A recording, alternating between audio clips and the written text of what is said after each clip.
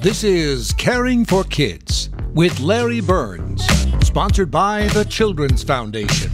Hello, everyone, and welcome. The mental health and wellness of children and families remains a key priority for the Children's Foundation. On tonight's show, each guest will discuss how they're working to better the mental health of our community. Joining Larry will be Dr. Matt LaCasse, child and adolescent psychiatrist at Children's Hospital of Michigan, Ann Perry, Michigan Area Director of the American Foundation for Suicide Prevention, and Johnny Crowder, founder and CEO of CopeNotes, and a powerful mental health keynote speaker. That's all coming next on Caring for Kids with Larry Burns on 760 WJR.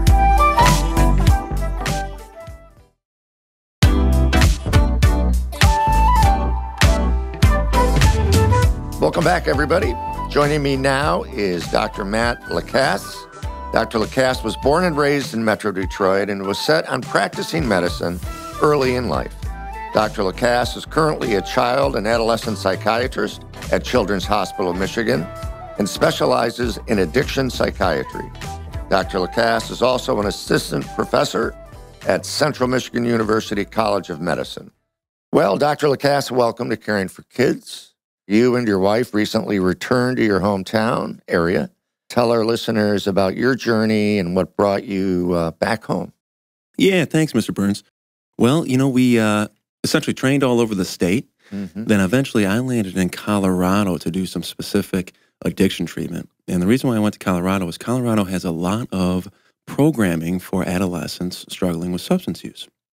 And their training programs are wonderful out there. They really focus on training young physicians on how to best care for adolescents that are struggling with, drugs, alcohol, opioids, marijuana, and all that. And of course, as you know, Colorado was one of the first to legalize marijuana, right, which made a lot of news. So they've been sort of in that arena for a long time. So I went out to Colorado to train with them. And then the decision was, where afterwards.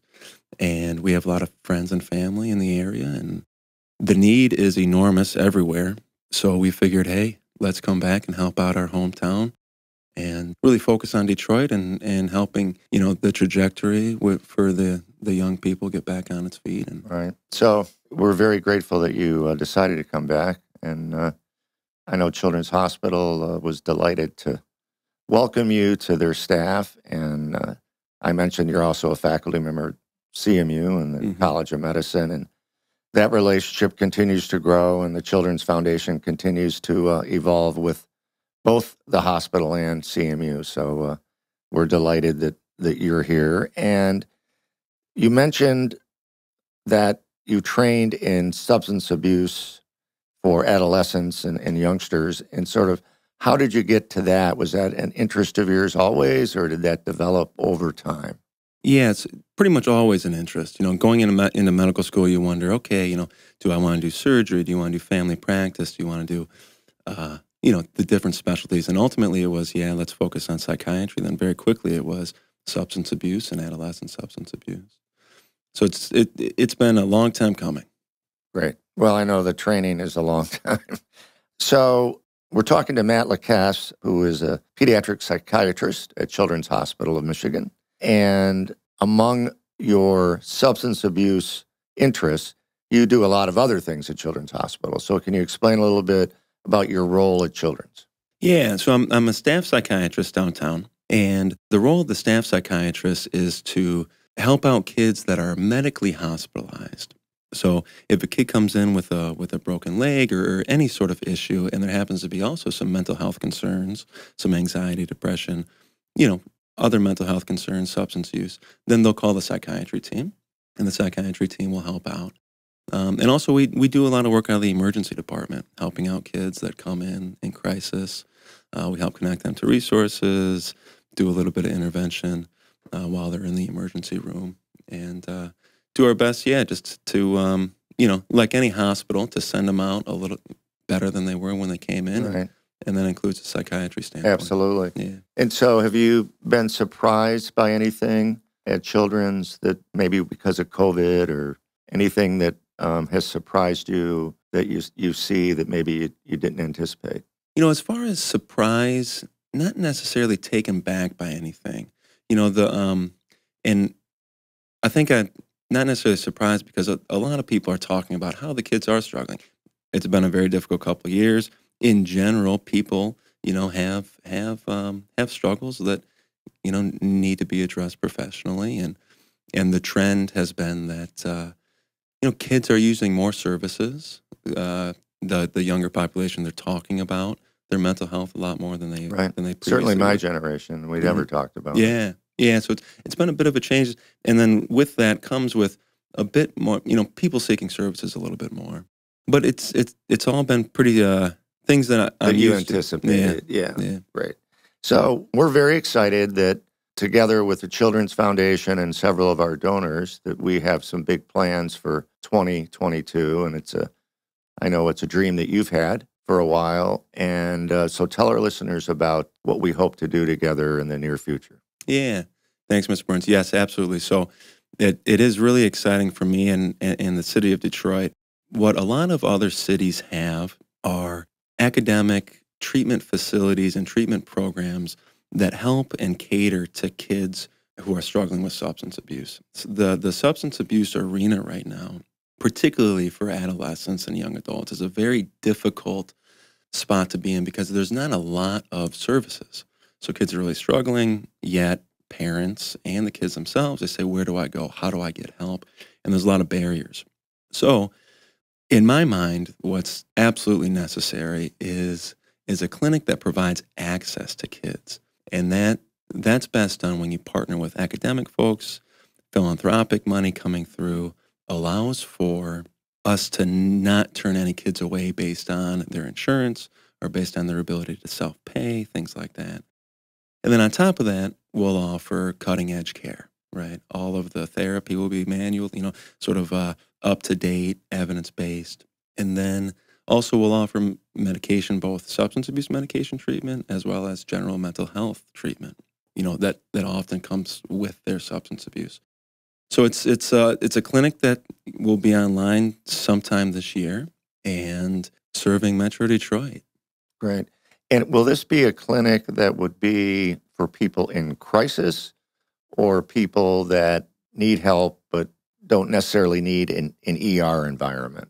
So both, Mr. Burns. So anybody, essentially, our doors will be open for anybody that calls and says, I am struggling with substance abuse.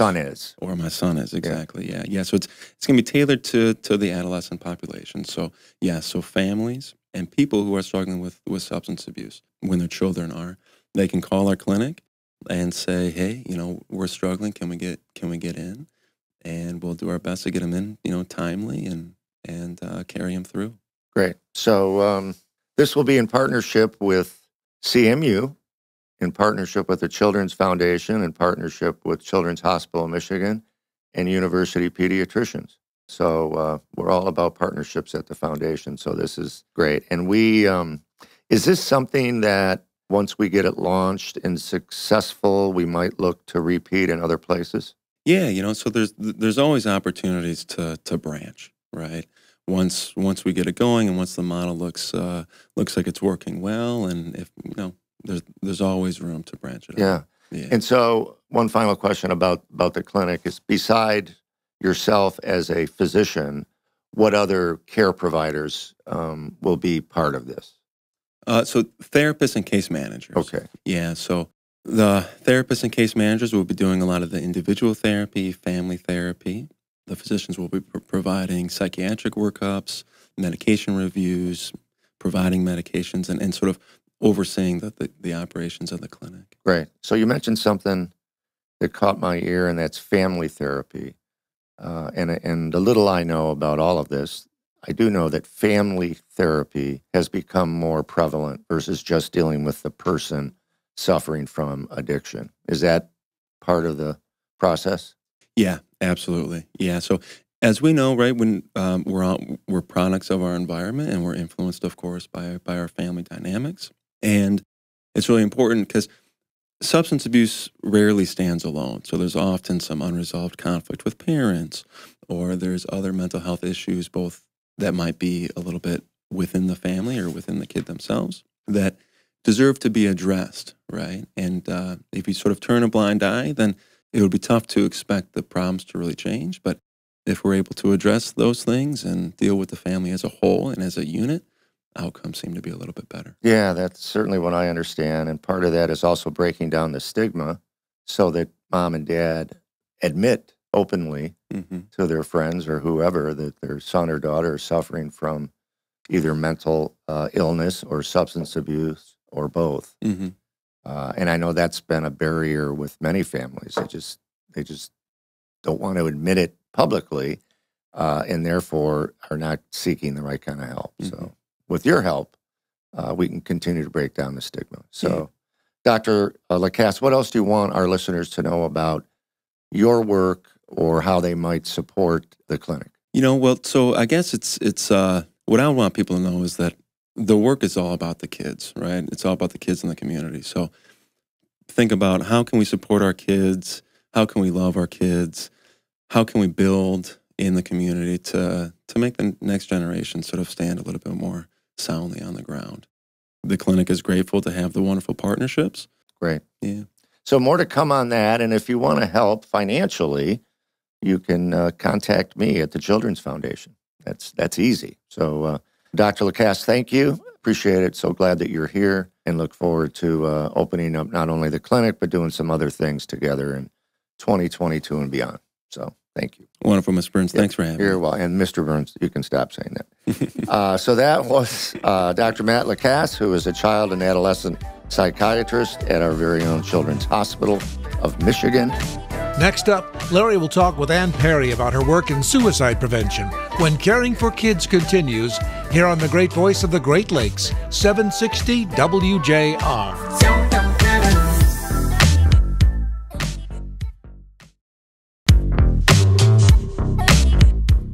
Welcome back, everybody. Larry Burns here, Caring for Kids. Joining me now is Ann Perry. Ann is the Michigan Area Director for the American Foundation for Suicide Prevention. In addition to Ann's experience in nonprofit development and community outreach, she is also a loss survivor, having lost a friend to suicide in 2007, and is dedicated to creating a culture that is smart about mental health through educating the public about this leading cause of death, advocating for change and bringing hope to all those affected by suicide.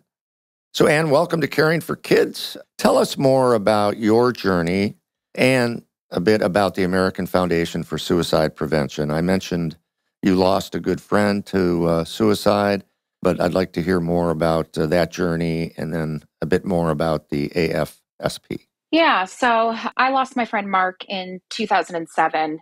And as you can imagine, that was it shook my world. Didn't really know what to do in that situation. And so I looked for people or someone who understood what that type of grief was and what that meant to go through. Because I think that's important when you're going through something like that, to be able to connect with others who understand that. I found that Out of the Darkness walk that was near to me at the time at Kensington Metro Park. And I didn't really know what to expect going to that walk. But what I found was a community of people, really just what I was looking for, people that understood what it was like to suffer that particular type of loss. And it meant something to me on a level I didn't really realize at the time how much I needed that connection. So I continued attending that walk every year in memory of Mark and made some connections with other people who were attending as well. And after some time, I began volunteering with AFSP for that walk. And then I ended up chairing the Metro Detroit walk for 4 years. And I joined our board of directors, where I wore a few different hats over the time, including co-chair of the board for the state. And then I stepped into the staff role about almost 3 years ago now. So this is not just work for me. This is everything. This is my blood, sweat, and my soul in this work. I fully believe in what we're doing and that we can bring hope to people who have been affected by suicide. And that is our mission at AFSP. We're a national organization. We have chapters in all 50 states. And I am proud to be a part of the work that we're doing at the Michigan chapter. Wonderful. We're talking with Ann Perry from the American Foundation for Suicide Prevention, Michigan chapter. What are some of your specific goals and objectives for 2022? So we've been around in Michigan for quite some time. Our chapter was formed in the very early 2000s, but at the time we were the Southeast Michigan chapter. Back in the day, actually, we were the Metro Detroit Ann Arbor chapter, which is why, if anyone's familiar with us, you might see the bulk of our presence kind of in that area because we've been around there the longest. It's just been since 2018, beginning of 18, that we transitioned into a statewide chapter. And what that means is we're then able to expand our reach and bring our resources and our programming to communities throughout the state, including the Upper Peninsula, who might not be able to fundraise or put on a walk or anything like that. So we're all under this one umbrella. So we've been trying to transition to what that looks like over the last few years and throw a pandemic in there. And, right. Yeah, that makes it even more challenging. Yeah, been challenging to operate in that way. So we're still kind of getting our legs, used to that. So this year, really looking forward to building on relationships that we've built and created and worked on in the last few years so that we can bring those resources and programming into those communities. So we've been really focused internally on strengthening our chapter and learning how to operate in that statewide way over the last few years. So now it's time where we can kind of put the rubber to the road and we're building on relationships and we're excited to go out into these communities and bring in more programming, bring in events, bring in awareness that goes along with that and support to all those who've been affected by suicide. Right. Ann Perry from the American Foundation for Suicide Prevention. And what would be an example of a program that you might have in a community? So we at AFSP, we have several of our core programs that we have built on the national level, all funded or all created, all peer reviewed, science, evidence-based, all that. And our main one that we deliver the most is called Talk Saves Lives. It's an hour program along with Q&A that is included in there. And it's your basic 101 on suicide prevention. So it goes over warning signs, it goes over risk factors, it goes over where we currently are with data. And it's just kind of a nice overview and something that I personally think everybody should go through. And then we also have some specific programming around teen suicide and mental health and college age. And we have different modules of that Talk Saves Lives to go into some different groups as well, including an LGBTQ model, a seniors in suicide model. So we're really we have a little bit of, for everybody, we're trying to reach as many people as we can with these programs. Yeah, and it sounds like you navigate for people as well. If they don't know where to go, but they find you or one of your programs, they might then be led to get some other help.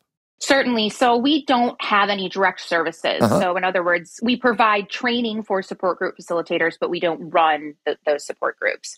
We also don't have a crisis line, but we advocate for better funding for those crisis lines. And we work very closely with partners in the area that do have those services. So people reach out to us and we mainly provide education and support around these issues. And then again, going back to what I was saying earlier and building these relationships with some important community partners that allow us then, we all have the same goal at the end, right? So we know that there are things that we can do that others can't and vice versa. So if we all are able to work together, then people can, we can hopefully reduce the suicide rate and really make a difference. Yeah. And speaking of working together, you recently received a grant from the Children's Foundation and you're one of our new partners. Yes. So tell our listeners about that grant.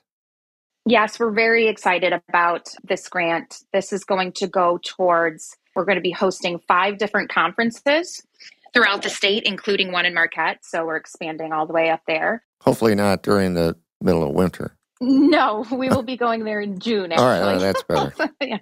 Yeah. And we are looking to train 75 new trainers to be able to then go out and deliver our programs, such as Talk Saves Lives and More Than Sad, which is the one, I don't think I mentioned by name, but for teens and that age group, so that people can go out. So it's not just myself or board members delivering these programs. That's the next part of this, is to be able to train other people to go out so that we can have little armies of, people who are able to facilitate these programs.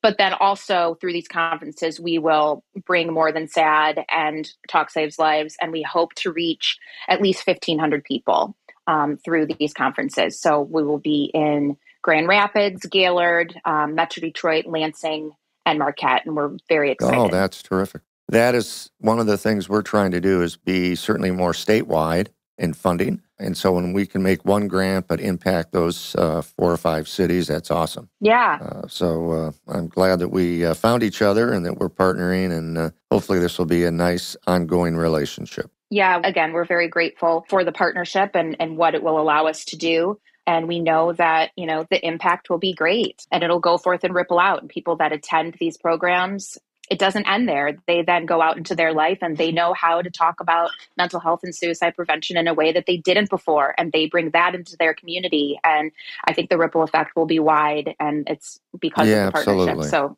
yeah. That is terrific. I commend you for that. And so in closing, a couple things. One, can you tell our listeners how they might support AFSP? And then lastly, how someone might seek help if they're worried about themselves or a loved one. Sure. So you can go to afsp.org/Michigan. And from there, you can donate directly to us. And that way funds are able to stay here in Michigan, and we can do all these great things that we're working on. And then more than just donating, if someone wants to get involved, we're also always looking for volunteers. And we also host in the fall, we have our campus walks. I mentioned the Out of the Darkness walk earlier in the spring, but in the fall, we currently have 10, and there might be an 11th popping in there, community walks that are held in different cities throughout the state. And I would highly recommend, again, just beyond the donation, coming to that walk, being a part of a walk near you and feeling that sense of community, that sense that I mentioned earlier that was so important to me. And I think other people have that same feeling as well. And it means a lot to people. So I would highly recommend getting involved with one of those walks. And we're just getting them rolling on the website. I would say give it another month and all of the walks for the fall will be up and listed. So I would highly recommend checking that out, as well as any of our other programs that the people can attend. And certainly keep an eye out for these conferences that we'll be hosting in those cities that I mentioned. Right. We'd love to see a lot of folks there. And then if you are concerned about, yourself or someone close to you, first of all, the best advice I would say is to trust your gut. A lot of times, there are certainly our warning signs that we can look out for, and you can find a complete list of those on our website and links to more information on that. But it's really difficult because there isn't just one blanket or several few things that we're looking for. You have to know when something is off in your loved one or in yourself. Oftentimes, we might be concerned about someone but we're afraid to have that conversation with them.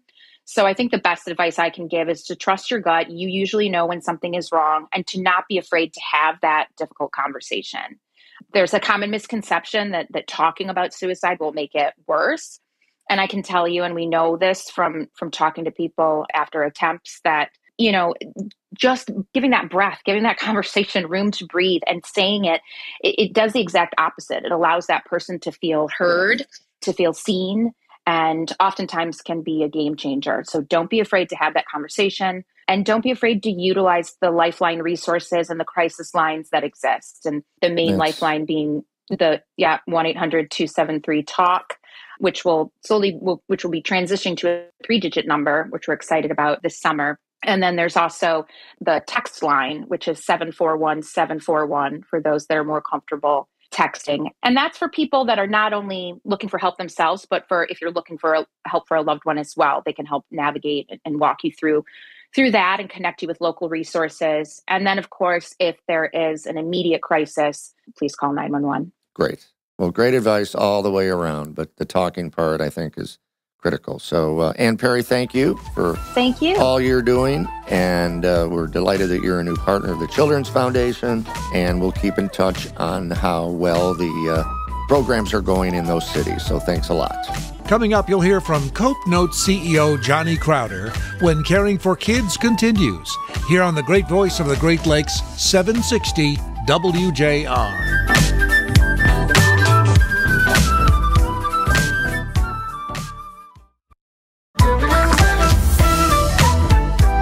Welcome back to Caring for Kids on WJR. Presented by the Children's Foundation. Once again, here's Larry Burns. Well, welcome back, everybody. Larry Burns here, Caring for Kids. Joining me now is Johnny Crowder. Johnny is the founder and CEO of CopeNotes and a powerful keynote speaker who leverages his personal mental health experiences to help others. And I recently had the opportunity to hear Johnny and to spend some time with him, and wanted to share his thoughts with you, our listeners. So Johnny, as I mentioned, we were recently together at our Child and Adolescent Behavioral Health Summit. What did you think of the summit in general? It was really refreshing to see people actually caring about their work. I wish I could say that for every event I spoke at, but that's not always the case. So it gave me a lot of energy to be in a room with people who you could tell really cared about the youth that they served. Great. And there was a lot of people there from different phases of helping people, and so that made it even more special. So tell us more about CopeNotes. I know that is sort of your day job, if you will, and I want our listeners to know about it. Yeah. So the short version is that CopeNotes sends randomly timed text messages that are written by peers with lived experience, and they train your brain to think in healthier patterns. So it could be a psychology fact or a journaling prompt, an exercise, something to pull you out of a negative thought pattern and catalyze a positive one instead. And so how many of these might occur during the day? Usually just one or two based on your preferences, because we realized that if we text people too often, they come to expect the text messages and they don't feel as surprising. And then if we don't text people often enough, like if it was less than once per day, then it wouldn't be consistent enough to form new neural pathways. So that 1 to 2 texts a day is a sweet spot. Excellent. And how do people sign up? It's the easiest thing in the world. You go to CopeNotes.com and you type in your phone number. There's no other you don't have to type in your name or your demographic information or anything. All we have on file is just your phone number. Wow.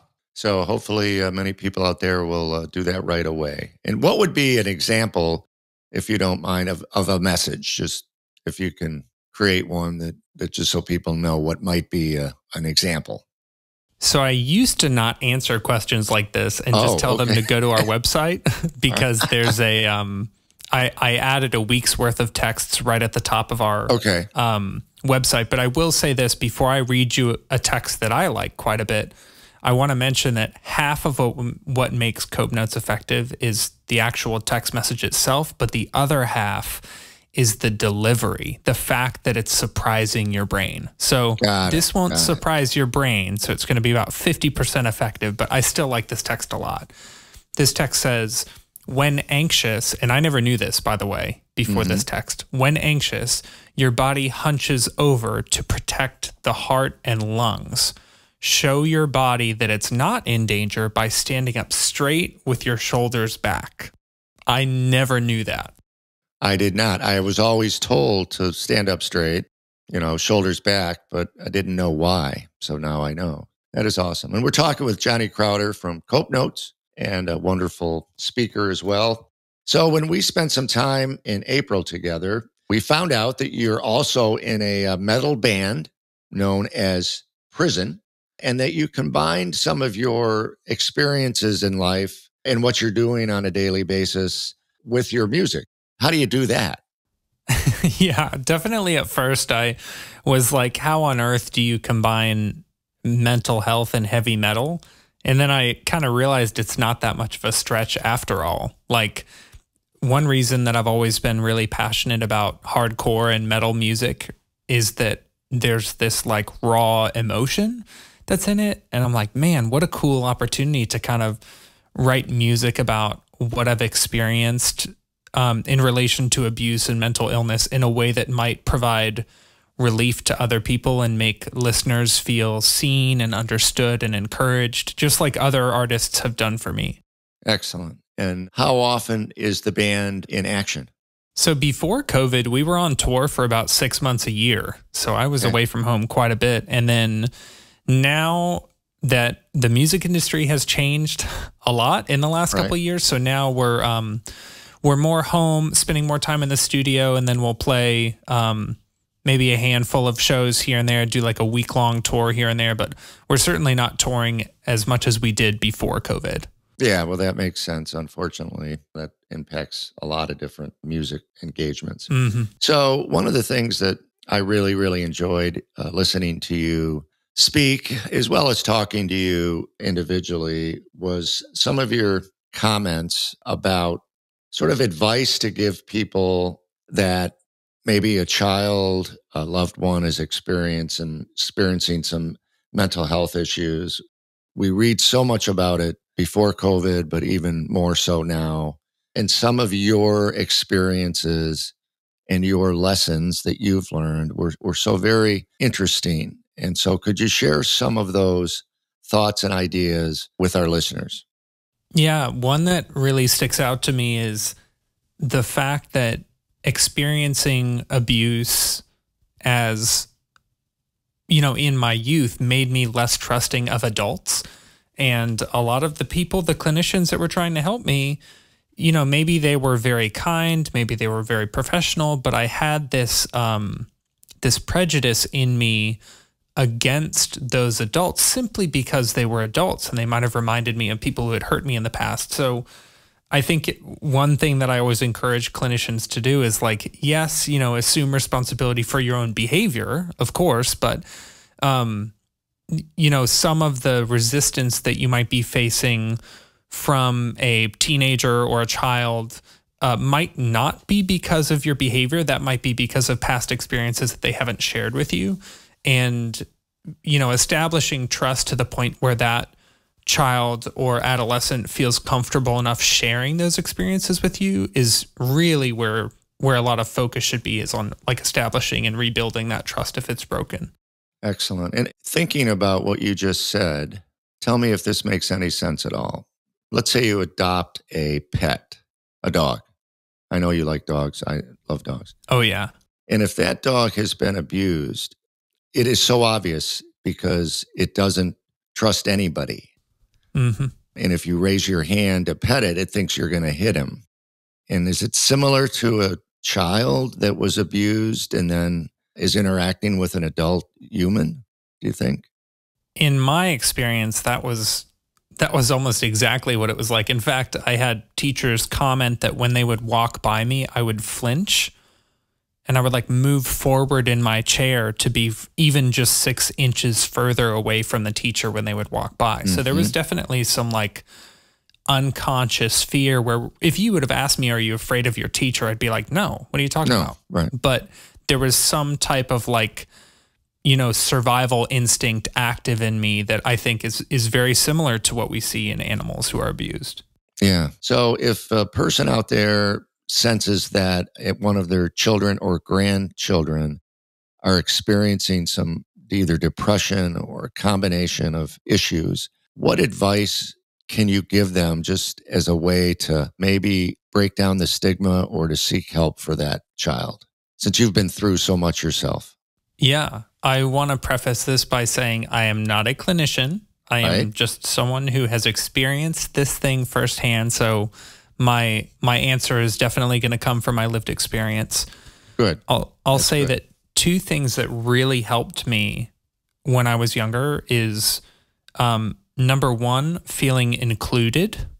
So I had this narrative in my mind that if I just isolated myself enough, I would be safe.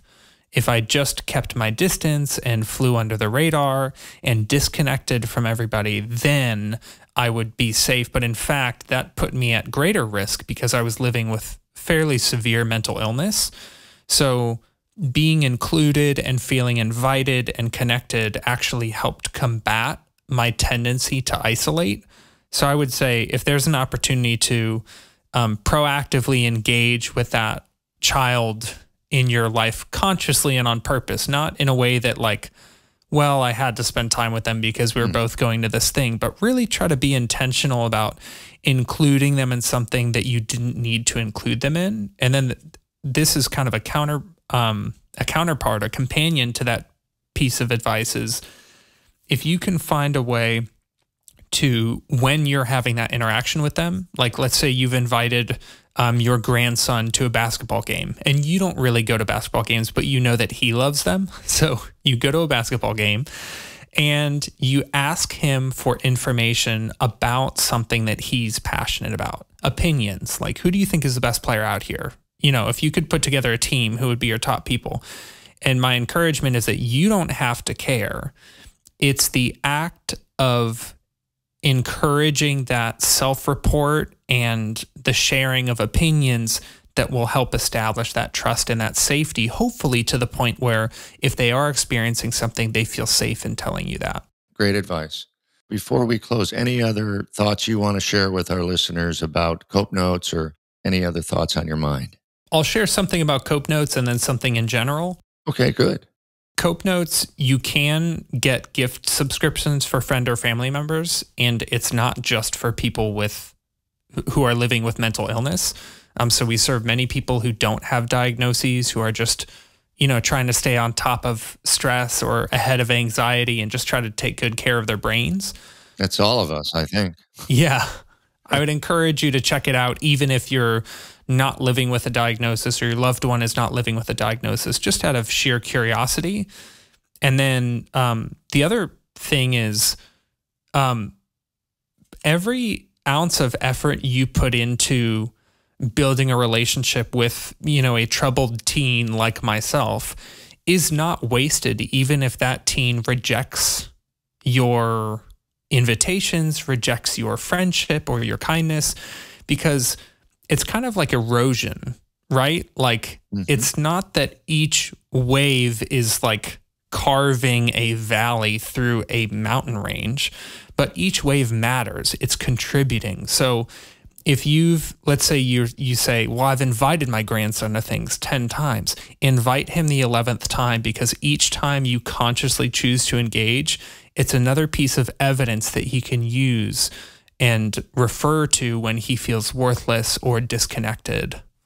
Great advice. Wonderful. So, Johnny, thank you for all you're doing. Thanks for being part of our summit recently, and thanks for being on Caring for Kids. Appreciate it very much. That was Johnny Crowder of CopeNotes. Coming up next, I'll provide an update on some foundation news for Larry here on the great voice of the Great Lakes, 760 WJR.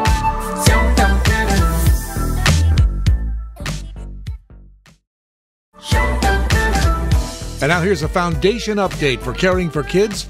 Earlier this month, the Children's Foundation was proud to be a beneficiary of the 2020 Auto Show Charity Preview.